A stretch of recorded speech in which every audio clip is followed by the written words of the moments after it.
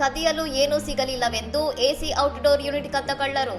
ಪಂಜಾಬ್ನ ಮೊಹಾಲಿಯಲ್ಲಿ ವಿಚಿತ್ರ ಕಳ್ಳತನವೊಂದು ನಡೆದಿದ್ದು, ಮನೆಯೊಳಗೆ ಬೆಲೆ ಬಾಳುವ ವಸ್ತುಗಳು ಸಿಗದ ಹತಾಶೆಯಲ್ಲಿ ಕಳ್ಳರು ಎಸಿ ಔಟ್ಡೋರ್ ಯೂನಿಟ್ ಅನ್ನು ಕದ್ದೊಯ್ದಿದ್ದಾರೆ. ಬುಧವಾರ ಬೆಳಗ್ಗೆ ಹಂತ 7ರಲ್ಲಿರುವ ಉದ್ಯಮಿಯೊಬ್ಬರ ಮನೆಗೆ ಆಟೋ ರಿಕ್ಷಾದಲ್ಲಿ ಬಂದಿದ್ದ ಇಬ್ಬರು ಆರೋಪಿಗಳು ಮನೆಯಲ್ಲಿ ಕದಿಯಲು ಏನೂ ಸಿಗದಿದ್ದಾಗ ಮೆಟ್ಟಿಲ ಬಳಿಯಿದ್ದ ಎಸಿ ಘಟಕವನ್ನು ಕಿತ್ತುಕೊಂಡು ಪರಾರಿಯಾಗಿದ್ದಾರೆ.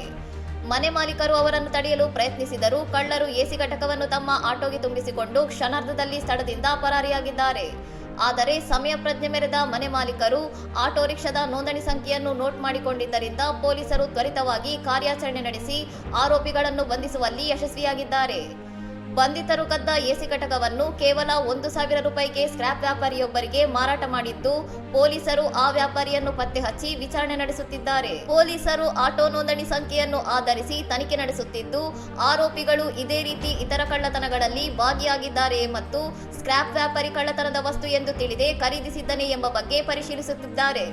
ಇನ್ನಷ್ಟು ಸುದ್ದಿಗಳಿಗಾಗಿ ನೋಡ್ತಾ ಇರಿ ಸೌರಂ ಟಿವಿ.